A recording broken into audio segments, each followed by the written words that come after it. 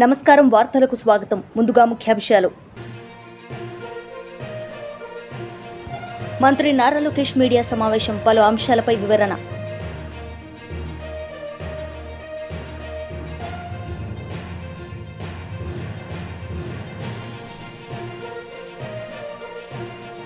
BJP leader కోసం Venkateswarlu media సమావేశం, పలు అంశాలపై వివరణ. మంత్రి నారా లోకేష్ మీడియా సమావేశం నిర్వహించారు. ఈ సందర్భంగా ఆయన మాట్లాడారు. నాకు పర్మిషన్స్ వచ్చి అన్ని పాఠశాలలు రిజెక్ట్ కొట్టాను అనుకోండి, ప్రైవేట్ పాఠశాల పర్మిషన్ అన్ని రిజెక్ట్ కొట్టాను, ఆటోమేటిక్ నాకు పెరుగుతుంది కదా. కానీ దొడ్డిదారిని చేసినట్టు అవుతుంది కదండి. మేము క్వాలిటీ పెంచకుండా ప్రైవేట్ పాఠశాలలు నేను పర్మిషన్ ఇవ్వకపోతే నష్టపోయేది ఎవరు? పిల్లలు నష్టపోతారండి. సో నేను నాణ్యత పెంచాలి. ప్రైమరీ స్కూల్లో 1 class 1 teacher. Second, mega DSC 16,347 teacher పోస్టులు భర్తీ చేసడానికి ఆల్రెడీ డిఎస్సి మొదలైపోయింది. 24 కేసులు వేశారండి. 24 కేసులు వేశారు డిఎస్సి ఆపేదానికి. బట్ ముందరికి పక్కడబందిగా నోటిఫికేషన్ ఇచ్చాం కనుక we are able to go ahead. So teacher recruitment జరుగుతుంది. ప్యారల్గా మీరు చూస్తే కరికులం చాలా ఇంప్రూవ్ చేశాము.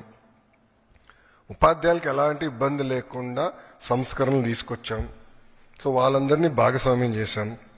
ఇంకో పక్కన తల్లిదండ్రుల్ని, విద్యార్థిని, ఉపాధ్యాయుల్ని ఎంగేజ్ చేస్తూ పేరెంట్ టీచర్ మీటింగ్ కూడా పోయిన సంవత్సరం డిసెంబర్లో పెట్టాం.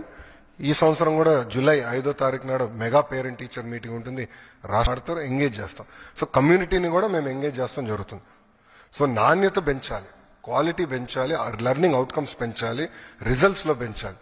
ఆటోమేటిక్గా తల్లిదండ్రులు ప్రభుత్వ పాఠశాలకు వాళ్ళ పిల్లలు పంపిస్తారని నేను బలంగా నమ్ముతున్నాను.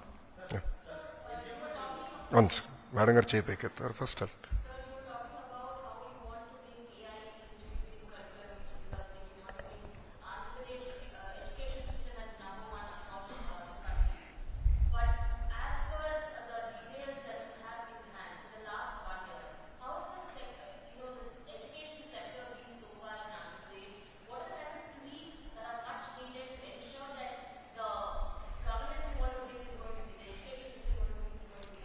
No, see, if you look at it in the last 1 year, we didn't change the fundamental structures because this government came only in the month of June.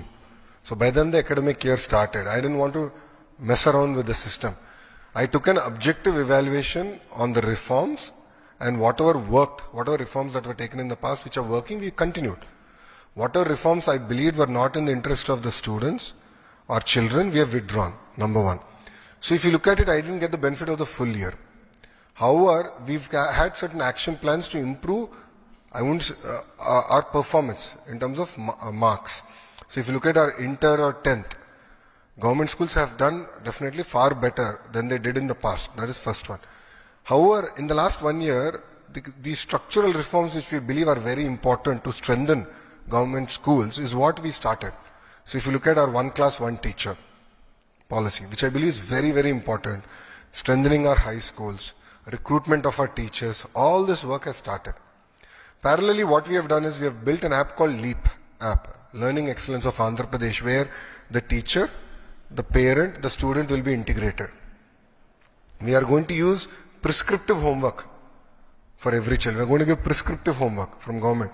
And any subjects that the child is weak in, based on our assessment, we want to push summary videos through that app so that the child can look at the video, learn, understand the basics a tad bit better. And all this is going to be the property of government of Andhra Pradesh. So we are really working in a very systematic manner to build such kind of infrastructure and all that. As far as introduction to certain subjects, there's been a lot of debate internally on life skills. How do you balance a budget? What does it take to do agriculture? What is AI? How do you use AI better? So we've received some input that we can start doing this as sort of a life skills course for our children. So that's something that we are also now implementing starting this year. So I believe that we are starting on a very strong foundation, and this will yield in much better learning outcomes in the coming years. So I'll give you an example of it. If you look at our literacy rate, Andhra Pradesh is last in India. And one of the primary reasons is that adult education in the last 5 years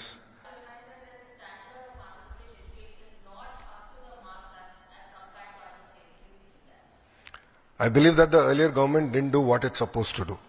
I think it's very easy to blame a system, blame officials, blame teachers. I don't think that's the case.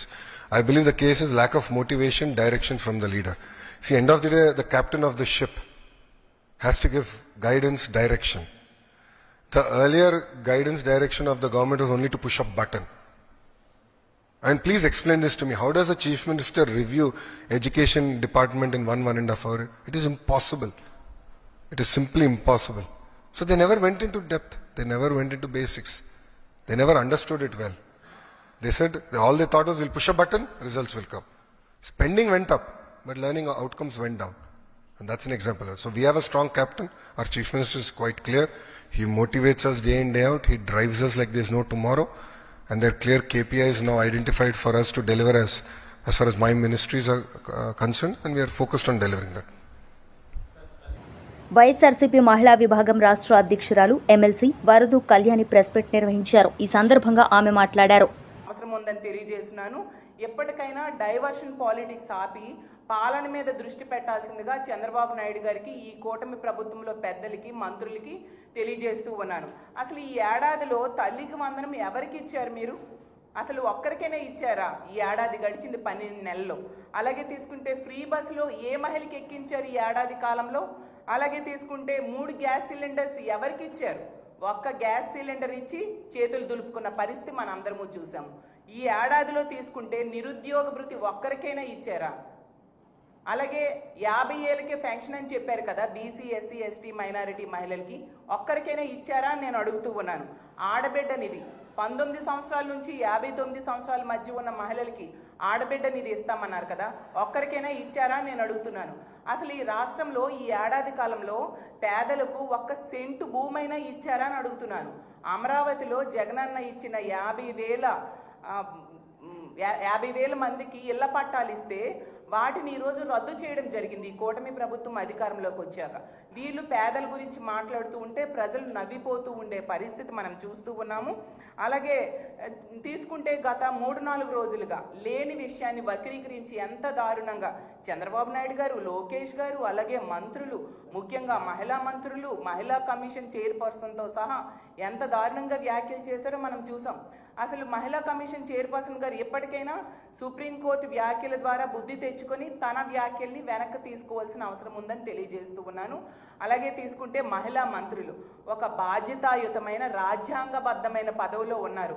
Home minister గారైనా, అనిత గారైనా, అలాగే తీసుకుంటే గుమ్మడి సంధ్యారాణి గారు అంత రాజ్యాంగబద్ధమైన పదవుల్లో ఉండి ప్రజలకు సమాధానం చెప్పే బాధ్యతాయుతమైన పదవుల్లో ఉండి వాళ్ళేమో ఒక తప్పుడు కేసుల విషయంలో ఏకంగా పోలీస్ స్టేషన్స్కి వెళ్ళి పోలీస్ దగ్గరికి వెళ్ళి తప్పుడు ఫిర్యాదులు సాక్షి మీద, మా భారతమ్మ మీద జరగని ఇష్యూ మీద ఇవ్వడం అంటే ఎంతగా వీళ్ళు దిగజారుడు రాజకీయాలు చేస్తున్నారో మనం అర్థం చేసుకోవచ్చు. అసలు మీరు ఇప్పుడు ఏం అంటే ఎంత దారుణంగా లేని ఇష్యూని వక్రీకరించినందుకు ఈ మంత్రులు, హోమ్ మినిస్టర్ గారైనా, అలాగే గుమ్మడి సంధ్యారాణి గారైనా వీరందరూ కూడా ఎంత దారుణంగా వక్రీకరించి లేని విషయం గురించి అంత రాద్ధాంతం చేశారు కదా. మరి ఇప్పుడు మీరు రాజీనామా చేస్తారా మీ పదవులకి? మీరు తప్పుడు ప్రయత్నం చేసినందుకు మీ విజ్ఞతకే వదిలేస్తూ ఉన్నాము. ఎప్పటికైనా మేము తెలియజేసేది ఏంటంటే ఇలాంటి తప్పుడు ఆరోపణలు మానుకోండి. రెడ్ బుక్ రాజ్యాంగం మీద పెట్టిన దృష్టి, అక్రమ కేసుల మీద పెట్టిన దృష్టి, అక్రమ అరెస్టుల మీద పెట్టిన దృష్టి తగ్గించి అది మానుకొని మీరిచ్చిన హామీలు అమలు చేయడం మీద దృష్టి పెట్టండి. మహిళల రక్షణ మీద దృష్టి పెట్టండి. అలాగే ఈరోజు తీసుకుంటే ధరలు విపరీతంగా పెరిగిపోయాయి. ప్రజలు బ్రతకడమే కష్టంగా ఉంది. కాబట్టి ధరలు తగ్గించడం మీద మీరు దృష్టి పెట్టండి. ముఖ్యంగా మహిళల మాన ప్రాణాలు రక్షణ మీద దృష్టి పెట్టాల్సిందిగా నేను కోరుతున్నాను. వల్ల మహిళలు ఇంట్లో ఉండాలన్నా భయపడుతున్నారు, బయటికి వెళ్ళాలన్నా భయపడుతూ ఉన్నారు. ఈరోజు రోజుకు తీసుకుంటే 70-80 కేసులు నమోదవుతున్నాయి. మహిళల మీద అఘాయిత్యాలు జరుగుతున్నాయని అంటే గంటకు 3-4 కేసులు నమోదవుతూ ఉన్నాయి. ఇంత ఘోరంగా మహిళల మాన ప్రాణాలని గాలి కొదిలేశారు. దాని మీద మీరు దృష్టి పెట్టండి. సూపర్ 6 ఇవ్వకుండానే నిన్న చంద్రబాబు నాయుడు గారు మేము సూపర్ 6 చేసేసామని పచ్చి అబద్ధాలు చెప్తూ ఉన్నారు. అంటే ప్రజలు చెవిలో పూలు పెట్టుకొని ఉన్నారా అని నేను అడుగుతూ ఉన్నాను. కాబట్టి మీ పాలనా వైఫల్యాలను కప్పుపుచ్చుకోవడానికి ఇలాంటి అక్రమ కేసులు పెట్టకండి. పైన చట్టం, న్యాయం అలాంటివి ఉన్నాయి. మనము అంబేద్కర్ రాజ్యాంగంలో ఉన్నాము కాబట్టి మీరు ఇలాంటి తప్పుడు కేసులు పెట్టడం మాని మీరిచ్చిన హామీల అమలు మీద అలాగే ప్రజల రక్షణ మీద దృష్టి పెట్టాలి. మాజీ మంత్రి వేముల ప్రశాంత్ రెడ్డి మీడియా సమావేశం నిర్వహించారు. ఈ సందర్భంగా ఆయన మాట్లాడారు. వారి వ్యవహారం ఎట్లా ఉందంటే గల్లీలో గల్లీదందాలు చేసి ఢిల్లీలో గులాంగిరి చేస్తున్నట్టు ఆయన వ్యవహారం ఉంది. ఎందుకంటే ఆయన మాటలే పాపం ఆయన 2 రోజులుగా ముఖ్యమంత్రిగా మంత్రులకు తన శాఖను తాను ఇచ్చుకోలేని స్థితిలో 2 రోజులుగా ఢిల్లీలో పడిగాపులు కాసి వాళ్ళ అధినాయకుల అపాయింట్మెంట్లు కూడా దొరకని నిస్సహాయ స్థితిలో నిజానికి వాస్తవంగానైతే రేవంత్ రెడ్డి గారు బీజేపీ ఒకటి. వాళ్ళ దోస్తాన ఎప్పటికప్పుడు అనేక సందర్భాల్లో బయటపడ్డది. ఉదాహరణకు బీజేపీ ఎంపీ విశ్వేశ్వరరెడ్డి గారు మీడియాలో చెప్పినాడు, రేవంత్ రెడ్డి గారు కాంగ్రెస్ పార్టీ తరఫున వీక్ క్యాండిడేట్లను మొన్న ఎంపీ ఎన్నికల్లో నిలబెట్టి మా బీజేపీ ఎంపీలు గెలవడానికి హెల్ప్ చేసినారు అని చెప్పి బీజేపీ ఎంపీ విశ్వేశ్వరరెడ్డి గారు స్వయంగా చెప్పినారు మీడియాలో. ఆయన చెప్పిన దాంట్లో వాస్తవం ఉంది నిజంగా. ఎందుకంటే మొన్న జరిగిన ఎంపీ ఎన్నికల్లో చూసుకుంటే మల్కాజ్గిరి పార్లమెంట్ బీజేపీ అభ్యర్థి గెలవటానికి సహాయపడ్డది రేవంత్ రెడ్డి. అట్లనే అది వేరే పార్టీల నుంచి తీసుకొచ్చి మళ్ళీ వేరే పార్టీల నుంచి వేరే ప్రాంతం నుంచి తీసుకొచ్చి ఈటల రాజేందర్ గారు బలమైన నాయకుడు, ఆయన ఎదురుగా బలహీన అంటే నా ఉద్దేశం ఆ ప్రాంతానికి సంబంధం లేని వ్యక్తిని తీసుకు. జీవన్ రెడ్డి గారిది కరీంనగర్ జిల్లా. ఆయన కరీంనగర్లో బండి సంజయ్ గారి మీద పోటీ చేసే అవకాశం ఇస్తే కాంగ్రెస్ పార్టీకి బెటర్ క్యాండిడేట్. ఆయన కరీంనగర్లో ఇవ్వకుండా అక్కడ వెల్చాల రాజేంద్రరావు గారిని ప్రత్యక్ష రాజకీయాలతో సంబంధం లేనటువంటి వ్యక్తిని బండి సంజయ్, మరి ఆయన కూడా బలమైన నాయకుడు, ఆయన మీద వీక్ క్యాండిడేట్ని పెట్టి బండి సంజయ్ గెలవడానికి కారణమైంది. మళ్ళీ జీవన్ రెడ్డి గారిని ఏం చేశాడు, కరీంనగర్లో పెట్టాలి ఆయన్ని, పెడితే అక్కడ బెటర్ క్యాండిడేట్ కరీంనగర్లో కాంగ్రెస్ పార్టీకి తీసుకొచ్చి నిజామాబాద్లో పెట్టినారు. మళ్ళీ నిజామాబాద్ ఆయన వీక్ క్యాండిడేట్. ఆయన నిజామాబాద్ పార్లమెంటు నియోజకవర్గంలో 5 అసెంబ్లీ నియోజకవర్గాలకు ఆయనకు సంబంధం లేదు. ఆయన్ని పెట్టి అరవింద్ని గెలిపేయడానికి కారణమైంది రేవంత్ రెడ్డి. అక్కడనేమో బండి సంజయ్ని గెలిపేయడానికి కారణమైంది కరీంనగర్లో. అట్లనే సికింద్రాబాద్ అప్పటిదానిక బీఆర్ఎస్ పార్టీలో ఉన్నటువంటి ఎమ్మెల్యేగా ఉన్నటువంటి వ్యక్తిని తెల్లారి కాంగ్రెస్ పార్టీ టికెట్ ఇప్పించినాడు రేవంత్ రెడ్డి. అంటే బీఆర్ఎస్ ఎమ్మెల్యేని కాంగ్రెస్ పార్టీ ఎంపీ అభ్యర్థిగా నిలబెడితే ప్రజలు నమ్ముతారా? కావాలనే అటు కిషన్ రెడ్డి గారిని గెలిపించాలి, బీజేపీ ఎంపీని గెలిపించాలని రేవంత్ రెడ్డి గారి ప్రయత్నం చేసిండు. కిషన్ రెడ్డి గారు గెలిచిపోయినాడు. అట్లనే మెదక్లో రఘునందన్ రావు గారి మీద అప్పటి మటుకు ఎమ్మెల్యే ఎలక్షన్ కానీ ఎంపీ ఎలక్షన్లు కానీ అనుభవం లేనటువంటి ఒక యువకుణ్ణి నిలబెట్టి రఘునందన్ రావు గారు బీజేపీ ఎంపీగా మెదక్ నుంచి గెలవటానికి సహాయపడ్డాడు రేవంత్ రెడ్డి.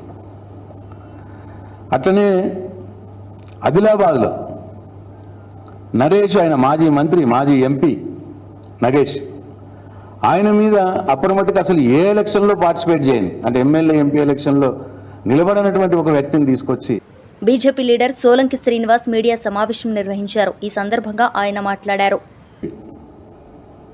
ఇది వాస్తవం కాదా?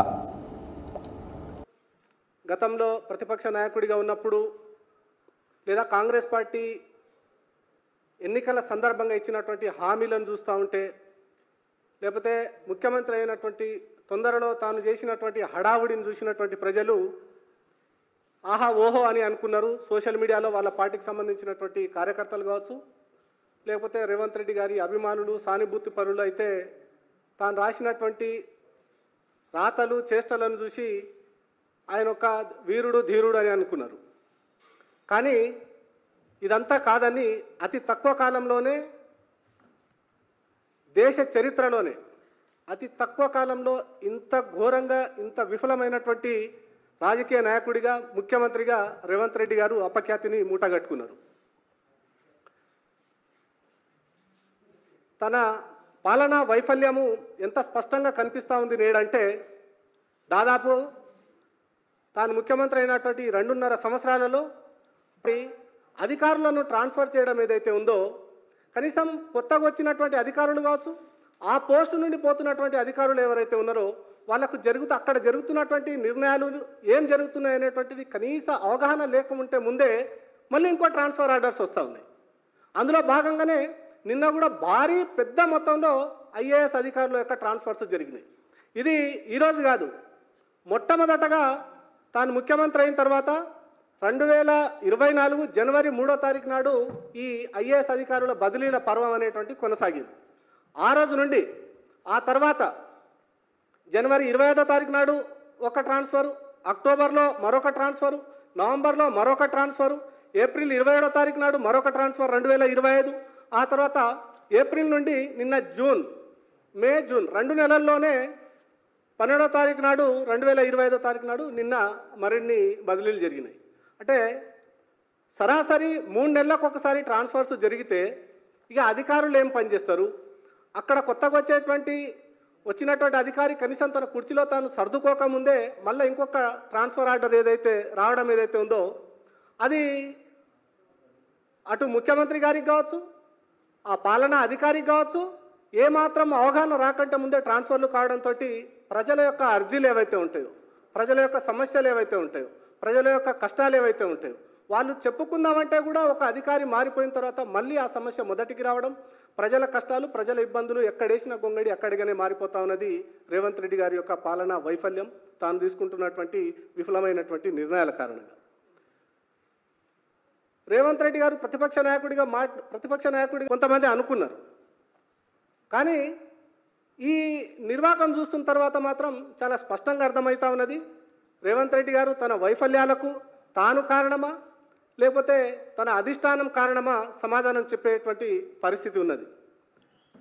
ఎందుకంటే ఒక్కటి మొన్న కూడా ఏదో ఒక సభలో మాట్లాడుతూ నేను ఫలానా చోట చదువుకున్నాను, ఫలానా చోట ఓనమాలు నేర్చుకున్నాను, ప్రస్తుతానికి ఉద్యోగమేమో మా నాయకుడి దగ్గర పనిచేస్తున్నా అని చెప్పారు. మీరేమో ఆ నాయకుడి దగ్గర పనిచేస్తా అని చెప్తారు. మీ నాయకుడేమో ఒక భావజాలం కలిగినటువంటి వ్యక్తుల చేతుల్లో బందీగా ఉన్నారు. ఆ బందీగా ఉన్నటువంటి వ్యక్తి యొక్క చెప్పు చేతుల్లోనే తోలు బొమ్మలుగా మీరు ఆడుతూ ఉన్నారు. ఇదంతా తెలంగాణ ప్రజలకు గుదిబండగా మారుతూ ఉన్నది. మీరు ఒక రాజకీయ నాయకుడి దగ్గర ఉద్యోగం చేస్తున్నా అంటే మీకు ఓట్లేసి గెలిపించినటువంటి తెలంగాణ ప్రజలను అవమానించినట్టుగా. కాంగ్రెస్ లీడర్ రాజేంద్ర పాల్ గౌతమ్ మీడియా సమావేశం నిర్వహించారు. ఈ సందర్భంగా ఆయన మాట్లాడారు. विपक्ष के नेता राहुल गांधी जी का, प्रियंका जी का, वेणुगोपाल जी का, माकन जी का और तमाम अपनी लीडरशिप का धन्यवाद करूंगा कि उन्होंने मुझे भारतीय राष्ट्रीय कांग्रेस की ऐसी डिपार्टमेंट का चेयरमैन बनाया और मुझे मौका दिया कि मैं पूरे भारत में जो वंचित वर्ग है, अनुसूचित जाति, जनजाति, पिछड़े वर्ग और माइनॉरिटी के लोग, जो सताए हुए लोग हैं, जिनको आज सरकार जिनके बीच भय पैदा करके, हिंदू मुसलमान करके, जाति पूछकर मारने वाले को संरक्षण देकर सरकार बढ़ावा दे रही है, उनके खिलाफ सामाजिक न्याय की इस लड़ाई को, संविधान को बचाने की इस लड़ाई को जो आदरणीय राहुल गांधी जी, खड़गे जी लेके चल रहे हैं, उस लड़ाई को आगे बढ़ाने में उसका सहभागी बनने का जो मुझे मौका दिया, इसके लिए मैं कांग्रेस लीडरशिप को धन्यवाद करता हूं। और साथ ही साथ पूरे भारत के बहुजन समाज को मैं आश्वस्त करता हूं कि जो हमारे महापुरुषों की विरासत है और हमारे महापुरुषों की जो विचारधारा है, मैं किसी भी कीमत पर उस विचारधारा के साथ समझौता नहीं करूंगा। अपने महापुरुषों की विचारधारा को आगे बढ़ाऊंगा। और मैं जानता हूं कि जब तक कांग्रेस ताकतवर थी तब तक हमारे लिए बहुत अच्छी अच्छी योजनाएं बनी। डॉक्टर बाबा साहेब अम्बेडकर जी को संविधान सभा का निर्माण समिति का चेयरमैन बनने का मौका मिला। पूरे भारत को इतना खूबसूरत संविधान मिला और संविधान के माध्यम से उन्होंने तमाम जाति वर्ग के लोगों को एक श्रेणी में लाकर बराबर खड़ा कर दिया। चूंकि मनुस्मृति में देश की महिलाएं, अछूत, शूद्र, इन सब लोगों को मानवता के दर्जे से वंचित रखा, लेकिन उस मनुस्मृति को खत्म करके डॉक्टर बाबा साहेब अम्बेडकर जी के संविधान ने देश में निष्पक्ष रूप से जाति धर्म का बंधन काटते हुए औरत मर्द के बीच के उस अंतर को भी खत्म करते हुए सबको संविधान की नज़र में बराबर किया और सबको one man one vote one value ये अधिकार दिया। और आप जानते हैं कि कांग्रेस के टाइम पर ही ट्राइबल सब प्लान और शेड्यूल कास्ट सब प्लान बना, जिसमें प्लान बजट में जनसंख्या के हिसाब से बजट का प्रोविजन किया। 20 सूत्री कार्यक्रम में बहुत सारे लोगों को खेत की जमीन के पट्टे मिले, रेजिडेंशियल प्लॉट के पट्टे मिले। पहले बैंक प्राइवेट होते थे, इंश्योरेंस कंपनी प्राइवेट होती थी, लेकिन इंदिरा जी के टाइम पर उनका राष्ट्रीयकरण हुआ और करोड़ों लोगों को रोजगार मिला। सैकड़ों PSUs बनाए, उनके अंदर भी करोड़ों लोगों को रोजगार मिला। लेकिन जब से कांग्रेस कमजोर हुई उसके बाद से धीरे धीरे हम देख रहे हैं कि जो अधिकार डॉक्टर बाबा साहेब अम्बेडकर जी ने अपने 5 బీజేపీ లీడర్ కోసం వెంకటేశ్వర్లు మీడియా సమావేశం నిర్వహించారు. ఈ సందర్భంగా ఆయన మాట్లాడారు. అక్కడ ఉన్నటువంటి ప్రజలలో తీవ్రమైనటువంటి వ్యతిరేకత వచ్చి కులాల మధ్య కొట్లాటలు వచ్చేసి ఎక్కడికక్కడ అన్రెస్ట్ అయ్యేటువంటి పరిస్థితి వచ్చినప్పుడు దాన్ని పక్కకు పెట్టినటువంటి పరిస్థితి స్పష్టం. తర్వాత తెలంగాణలో కులగణన చేసినామని చెప్పేసి ముఖ్యమంత్రి రేవంత్ రెడ్డి గారు ఘనంగా చెప్పుకొని మరొక నాటకానికి తెరదీసింది. అయితే ఇక్కడనే కాంగ్రెస్ పార్టీ నాటకాలన్నీ కూడా బయటపడతా ఉన్నాయి. 2011లో యూపీఏ ప్రభుత్వం సోషియో ఎకనామిక్ సర్వేని 10 సంవత్సరాలు అంటే 14 వరకు ఎందుకు బయట పెట్టలేదో వాళ్ళు ఇంతవరకు స్పష్టమైనటువంటి సమాధానం చెప్పలేకపోతా ఉన్నారు. కేంద్ర ప్రభుత్వం ఇప్పుడున్నటువంటి ఎన్డీఏ ప్రభుత్వం 2024-26లో కులగణన జనగణనతో పాటు చేస్తామని చెప్పిన తర్వాత ఇంకా కాంగ్రెస్ పార్టీకి ఆర్భాటం ఎక్కువైపోయింది. రాహుల్ గాంధీ అయితే అసలు మామూలుగా ఆరాటపడతలేడు. ఆరాటం తెలంగాణలో చూపించాలని చెప్పేసి మేము కోరుతా ఉన్నాం. అయితే తెలంగాణలో చేసినటువంటి కులగణన అని చెప్పుకుంటున్నారు. వాస్తవానికి అది కులగణన కాదు, అది కేవలం కుల సర్వే మాత్రమే. అయితే దీంట్లో తెలంగాణలో చేసినటువంటి కుల సర్వే ఏదైతుందో క్యాస్ట్ కులాల ప్రాతిపదికన ఎక్కడ ఏం జరిగినాయి, ఎన్ని కులాల ఏ కులం జనాభా ఎంత ఉంది అనేది క్లాసిఫికేషన్ చేయలే. కేవలం తరగతుల వారీగా మాత్రమే చేసిండ్రు. బీసీలు ఎంత, ఎస్సీలు ఎంత, ఈ రకంగా చేసిండ్రు తప్ప ఏ క్యాస్ట్ ఎంత ఉంది, ఏ కులం ఎంత ఉంది అనేటువంటి బీసీల యొక్క లెక్కలు సంపూర్ణంగా ఎక్కడ కూడా చెప్పేటువంటి ప్రయత్నం చేయలే. ఎందుకు బయట పెడతలేరు కులాల వారీగా జనాభాని అనేది ఇవాళ ఇక్కడ బీసీ సంఘాలు కానీ అందరు కానీ ప్రశ్నిస్తున్నటువంటి విషయం. అందరికి అనుమానాలు కూడా అక్కడనే కనబడతా ఉన్నాయి. మీరు కులాల లెక్కలు చేయలేదా? మరి రేవంత్ రెడ్డి గారు కులాల లెక్కలు చేయలేదా, లేకపోతే చెప్పడానికి భయపడతా ఉండా? ఎందుకు చెప్పలేకపోతుర్రు? ఈ విషయం స్పష్టం చేయాలని చెప్పేసి మేము డిమాండ్ చేస్తా ఉన్నాం. తర్వాత బీసీ జనాభా ఆశ్చర్యపోతాం మనం. 1986లో మురళీధర్ రావు కమిటీ ఆ రోజే 52% బీసీ జనాభా ఉన్నదని చెప్తే, అంటే ఇప్పటికి 86 నుంచి ఇప్పటికి ఎన్ని సంవత్సరాలు అవుతుంది? సుమారుగా 40 సంవత్సరాలు. 40 సంవత్సరాలలో బీసీ జనాభా 46% ఎందుకు తగ్గుతుంది 52 నుంచి? ఎప్పుడైనా జనాభా పెరుగుతుంది కానీ జనాభా శాతం ఎందుకు తగ్గింది? దీని విషయం కూడా రేవంత్ రెడ్డి గారి సర్కారు లేకపోతే స్పష్టం చేయాలని చెప్పేసి మేము డిమాండ్ చేస్తా ఉన్నాం. తర్వాత ముస్లిమ్స్, నేను అనుకుంటా ప్రపంచంలో ఎక్కడ కూడా హిందూ ముస్లింలు, బీసీ ముస్లిమ్స్, ఓసీ ముస్లిమ్స్, ముస్లిం ముస్లిమ్స్ అంటే బీసీ ముస్లింలు, ఓసీ ముస్లిమ్స్ అని చెప్పేసి కేటగిరీ ఏ ముల్లాలు ఏ మౌలానాలు కూడా చేయలే ఇప్పటివరకు. ఎక్కడ కూడా మనకు కనపడది. రేవంత్ రెడ్డి గారు మాత్రమే బీసీ ముస్లిమ్స్లు, ఓసీ ముస్లిమ్స్ అని చేశారు. మరి ఈయన ఎక్కడ చదివిండో, ఏ దాంట్లో నుంచి తీసుకున్నాడో అది అర్థం కాకుండా, అది కూడా బీసీలలో 10% ముస్లిమ్స్ ఉన్నారని చెప్పేసి యాడ్ చేసి బీసీ. వార్తలు ముగించే ముందు ముఖ్యాంశాలు మరోసారి. మంత్రి నారా లోకేష్ మీడియా సమావేశం, పలు అంశాలపై వివరణ.